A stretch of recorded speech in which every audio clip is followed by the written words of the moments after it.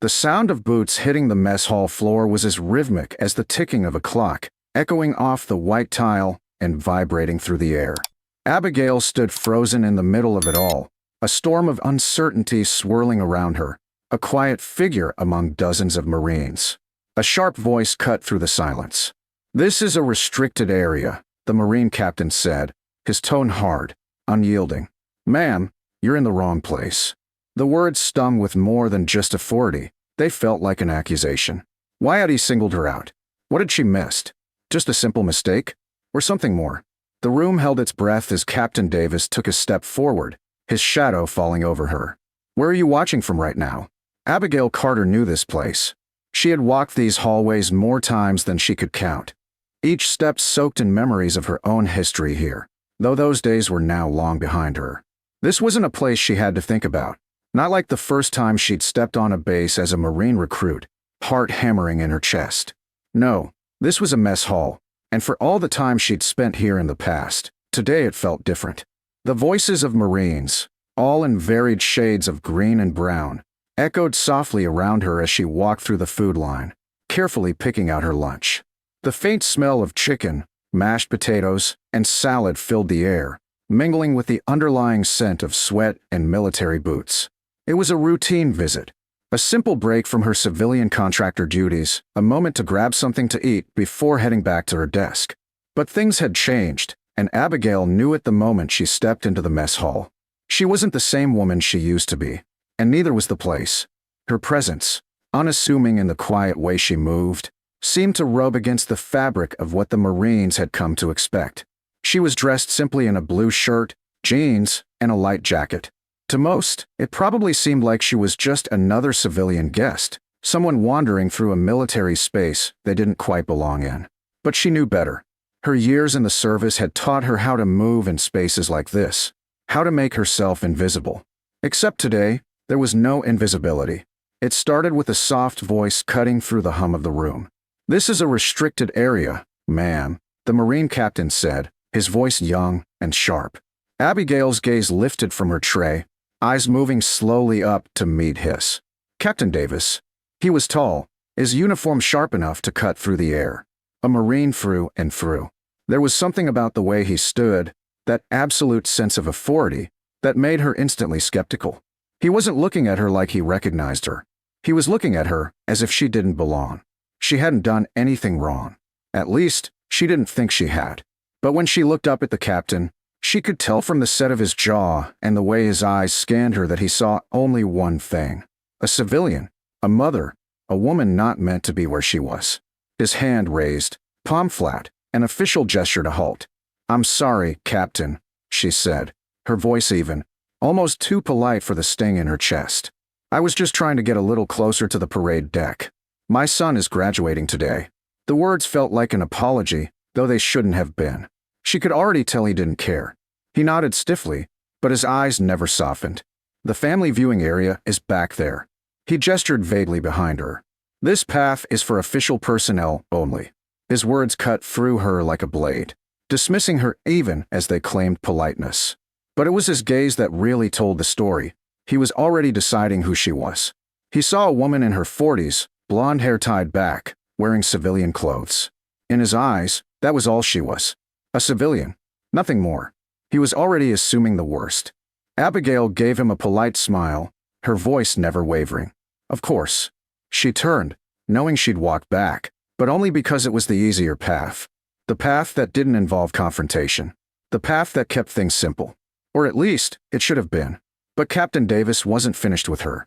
She hadn't even taken a full step before he blocked her path, moving with precise authority that made her stop in her tracks. "I'm going to need to see your visitor's pass," he ordered, the sharpness in his voice growing more biting. Abigail's breath caught for just a moment. That same old feeling rushing back, the quiet assumption that because she was a woman, because she didn't fit the expected mold, there was something wrong with her. She could feel the eyes of the people around her, the subtle scrutiny of the Marines nearby, and it burned. No one knew what it was like to be dismissed over and over. No one could understand what it felt like to have your worth questioned simply because of your appearance. She reached into her purse, retrieved the pass, and handed it to him without a word. Captain Davis took it from her, inspecting it as if he had never seen one before. He held it up, checked the light as if examining a fake, and then studied her photo. He looked back at her face, and then, for just a moment, his eyes lingered a fraction too long. She didn't flinch. She didn't move. Her calm was a practiced thing, one honed over years of service in places that could break a person's spirit in an instant. But there was something about the way he looked at her that rubbed her raw. "Brenda Lowe," he said aloud, reading her name from the pass. He stared at her again, as if trying to make a connection. "And you're here for recruit Adam Lowe?" "Yes," she replied, her voice still steady. "He's my son. He's graduating today." The words fell out of place, like a formality in the face of something far deeper. But Captain Davis didn't look at her like a mother. He didn't see the proud woman who had fought and bled for the Marines. He only saw a problem. Captain Davis was on a mission to prove that he had everything under control. The harshness in his voice made that clear. "I need to see your government-issued photo ID," he demanded, as if he was interrogating a suspect, not speaking to a guest. Her exasperation almost slipped, but she managed to keep it buried. A familiar flicker of frustration sparked inside her chest, but she squashed it before it could rise. Instead, she handed over her driver's license, watching as he scrutinized it, his fingers brushing hers for a moment longer than necessary. It wasn't just an inspection. It was a power play. "Everything in order, Captain?" she asked, her voice still deceptively calm. But he wasn't done with her yet. Captain Davis was still fishing for something, some mistake he could pin on her, some reason to push further. "Why were you really down this path, Mrs. Lowe?" he pressed. "This leads to the barracks, to the command post." The question felt sharp, as if he were accusing her of something. Abigail sighed, the weight of his assumptions settling like a stone in her chest. "I made a mistake," she said, her voice quiet. "I apologize." "I don't believe that," he shot back, his words cutting through the air. And that was the point where things began to break. The tension in the air grew thick as Captain Davis continued his scrutiny, standing too close, his presence almost suffocating. Every word from his mouth felt like another layer of humiliation, another push in the wrong direction. Abigail could feel the weight of the onlookers' eyes on her, the growing curiosity from the Marines scattered throughout the hall. This was no longer a quiet misunderstanding. It was a performance, one where she was the unwitting villain. And Captain Davis, it seemed, was playing his part to perfection, making sure everyone in the room knew he was in charge, that he had everything under control. But the more he spoke, the more her patience thinned. "You're not authorized to be here, ma'am," Captain Davis repeated, his voice low and insistent. "I'm going to have to escort you to the provost marshal's office. We'll sort this out there." Abigail's fingers clenched around the strap of her purse. A silent pulse of frustration thrummed through her veins, but she kept it in check, just like she had done countless times before. It wasn't the first time someone had underestimated her, nor would it be the last. But there was something about the captain's arrogance, the way he dismissed her so easily, that made her feel a sharp, unrelenting heat rise inside her. As Captain Davis reached for her arm to guide her away, his fingers closed around her wrist. The brief contact sent a jolt through Abigail. The sleeve of her jacket inched up as his hand brushed against her skin. That's when he saw it. A tattoo. Not just any tattoo, but one that was meticulously detailed. A symbol of something much deeper than the surface of what he could see. The image was stark and professional, almost military in its precision. A caduceus, the twin snakes of medicine wrapped around a Marine Corps K-bar knife. Beneath it, in small, precise lettering, read the words "Phantom Fury, November 14th, 2004. For a moment, time seemed to freeze around them. Captain Davis didn't immediately react, but his fingers tightened around her arm, his eyes locked onto the ink etched into her skin. The air around him seemed to blur, the noises from the crowd fading into a distant hum. His mind raced, 1,000 thoughts colliding, each one more uncertain than the last. He was staring at the mark of a legend, one he had only ever heard whispered about, in history lessons at Quantico or in the hushed voices of old veterans. A piece of history that had no place here, not in his world. But there it was, unmistakable. "Phantom Fury," he muttered under his breath, his voice a barely audible whisper. The words meant something to him, though he couldn't yet piece it together. He had heard stories, of course. The battle for Fallujah. The ghosts of soldiers and Marines alike who had survived the nightmare of street-to-street combat, where the line between life and death was drawn in the blood of the brave. And there had been a few, just a few, who had become legends in the Corps. But this tattoo? It didn't belong here, not to this woman. This quiet, polite mother? She was nothing like the heroes he had heard about. The stillness of the moment stretched on, broken only by the distant hum of the crowd and the muffled sound of his own heartbeat. As he stared at the tattoo, something deep in his gut churned, a deep, uneasy feeling starting to take root. At that precise moment, Gunnery Sergeant Evans, a veteran of the Corps with decades of service, watched from across the mess hall. He was familiar with everything that had unfolded up to this point. He had seen Davis's initial confrontation with the woman, the way he had spoken to her, and the escalation that was now happening. Evans had no interest in getting involved in the drama of a junior officer's blunder, but this felt different. Something was off. The way Davis handled the situation, the way he dismissed the woman without a second thought, had left a bad taste in Evans' mouth. He was about to stand up and intervene when his eyes caught the flash of black ink on Abigail's wrist. The sight was enough to stop him in his tracks. He had seen that tattoo before. Only once, in fact, and it had been etched onto the arm of a legend. A Navy corpsman who had worked with Marines during one of the bloodiest operations in Iraq. He had seen it on the arm of a survivor, someone who had been part of the hellfire that had been Phantom Fury. He had heard the stories about her, the whispers of how she had been the one to run into burning buildings, to save Marines when no one else could. Evans' pulse quickened. He had to be sure. He started walking towards the pair, his gaze locked on the tattoo. As he closed the distance, his military instincts kicked in, narrowing his focus to every detail of the scene. He could see the disbelief in Captain Davis's face as he stood there, still frozen in place.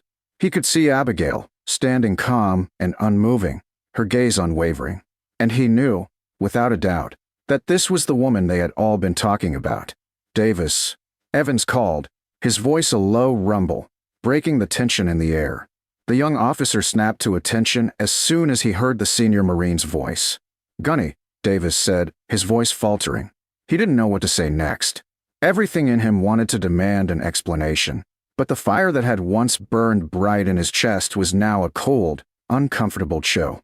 Evans walked up to them, his eyes never leaving Abigail. He could see it now, everything. The tattoo, the bearing, the quiet strength in her posture. He'd been a Marine long enough to recognize a fellow warrior, no matter the clothes they wore. "Captain," Evans said, his voice steady. "I need you to step aside." There was a finality in his tone, a command that left no room for argument. Davis opened his mouth to protest, but he was cut off before he could speak. "Sergeant Major needs to speak to you," Evans said flatly, his gaze locking onto Davis for a moment, as though daring him to defy him. Davis hesitated, his mind reeling as he tried to piece together what was happening, but Evans wasn't giving him a chance to think it through. Evans pulled out his phone and dialed a number with the kind of urgency that made Davis stiffen. He spoke with quiet determination, the conversation short and to the point. "Sergeant Major, I need you down here. Now." The moment Evans hung up, he looked back at Abigail. There was no question in his eyes, no doubt. She was someone who had been part of history, someone whose legacy was etched not just on her skin, but in the hearts of the Marines who had survived the horrors of war. She wasn't just a mother here to watch her son graduate. She was a hero. And Captain Davis? He had made the worst mistake of his career. The air was electric with anticipation. The entire mess hall stood in frozen silence, as if the room had become a pressure cooker, and every eye was on Abigail Carter. The tension was palpable, but it wasn't a fear that held the crowd still. It was awe. Awe for a woman who had been dismissed, belittled, and humiliated, and yet, who stood there without flinching, her resolve unwavering. She had no need to prove herself to anyone, least of all to those who could not see past their own assumptions. Gunnery Sergeant Evans stood beside her, a quiet sentinel, his gaze never wavering from the younger officer, Captain Davis. The unease that had hung over the room evaporated the moment Evans made his call. Within seconds, a black command vehicle rolled up outside, its sleek, menacing presence enough to send a ripple of whispers through the crowd. The door swung open, and out stepped Sergeant Major Thorne, a man whose steely gaze could freeze fire, followed by the base commander himself, Colonel Jensen. Their footsteps were the only sounds in the room, sharp, crisp, deliberate. The room seemed to hold its breath as Colonel Jensen walked toward Abigail. Without hesitation, he stopped just in front of her, his eyes locking onto hers with a look of recognition. The sharp click of his heels on the floor made the tension in the air palpable. He was a towering figure of authority, but there was a softness in his eyes as he focused entirely on Abigail. "Major Carter," he said, his voice carrying with the kind of respect that made Davis's knees tremble. It wasn't just a recognition of her rank. It was a recognition of the battle-scarred warrior who had earned every ounce of that respect. The colonel snapped to attention, his body straight as a rod, as he rendered a salute so sharp it almost seemed to pierce the air. Evans followed suit, his salute just as crisp, as though honoring not just her service, but her unshakable strength. "Major," he said, the reverence in his tone unmistakable. "It is an absolute honor to have you with us today." Davis, still standing in stunned silence, looked at Abigail's face. He saw her calm, unflinching gaze, and then, slowly, he looked down at the tattoo on her wrist again. His mind raced as the realization of what had just transpired hit him. The room remained still, the quiet broken only by the distant sounds of the world outside, muffled in the thick, heavy atmosphere of the mess hall. Colonel Jensen didn't spare a glance at Davis. He moved past him with a practiced ease, directing all his focus toward Abigail. "For those of you who do not know," Jensen began, his voice projecting over the gathered Marines, "this is Major Abigail Carter, United States Marine Corps, retired." He paused, his voice now resonant with pride. "She is a legend. Her actions during the battle for Fallujah in 2004 saved the lives of dozens of Marines. In that battle, she ran through enemy fire to drag her comrades from the rubble of a collapsed building. She kept them alive until they could be evacuated. She was awarded the Navy and Marine Corps Commendation Medal with AV for Valor and the Purple Heart. But most of all," he said, his eyes hardening as he turned back to Davis, "she earned the respect of every Marine who served beside her." The room was silent, save for the sharp breaths of the young Marines as they processed the weight of the words. Abigail had become not just a figure of myth, but a woman whose actions were etched into the Corps' very soul. As Jensen's words continued to reverberate in the room, Davis stood there, rooted to the spot, his face pale with the realization of how wrong he had been. The shame that now burned through him felt as sharp as any wand. He had been so blinded by his assumptions, so certain of his own authority, that he failed to see the truth standing right in front of him. He had looked at Abigail and seen only a civilian, a mother. He hadn't seen the warrior, the leader who had earned her place among the Corps' most decorated heroes. Jensen's gaze shifted back to Davis, his voice low, but deadly sharp. "Captain Davis," he said, his tone cutting like a razor, "you will report to my office at 1500 hours. We will discuss leadership, judgment, and the importance of recognizing the giants who walk among us, no matter what they're wearing." Dismissed. Davis snapped to attention, his face a mask of shame. "Sir," he managed, but it came out weak, almost strangled. He knew there was no excuse for his behavior. Abigail didn't watch him leave. She didn't have to. Her focus was elsewhere, on the Marines who stood in silence, eyes now filled with respect. They weren't looking at the woman in the blue shirt. They were looking at the Marine who had walked through fire, the one who had earned the right to wear her scars and her strength with pride. The ceremony that followed was subdued, but there was an undercurrent of change that rippled through the crowd. It wasn't just about Adam's graduation. It wasn't just about Abigail watching her son step into the world she had once known so well. It was about something deeper, about respect, about learning to see the person behind the uniform, behind the tattoos, behind the preconceived notions. Later, at the reception, Captain Davis came to Abigail. His posture was no longer proud, but humble, the arrogant glint in his eyes replaced by a deep, genuine apology. He stood before her, his voice barely above a whisper. "Ma'am, I owe you an apology. I was arrogant, unprofessional, and wrong. There's no excuse for my behavior. I'm truly sorry." Abigail didn't say anything for a moment. She simply looked at him, really looked at him, and saw not the man who had humiliated her, but a man who had learned a hard, necessary lesson. "Apology accepted, Captain," she said simply, her voice kind but firm. Let me give you some advice, though, she continued, her gaze softening. Before you check a person's ID, or their insignia, or their pass, look them in the eyes first. You'll learn a lot more that way. Captain Davis nodded, the weight of her words settling in. He had learned his lesson the hard way. And so, things began to change. A new training module was quietly introduced for all junior officers at Paris Island. It wasn't named after the incident, but everyone knew where it had come from. The module focused on veteran and family interaction, emphasizing the danger of assumptions. It was a small shift in perspective, but it was one that made a world of difference. Abigail's story lived on, not just in the Marines who had known her, but in the ones who would come after.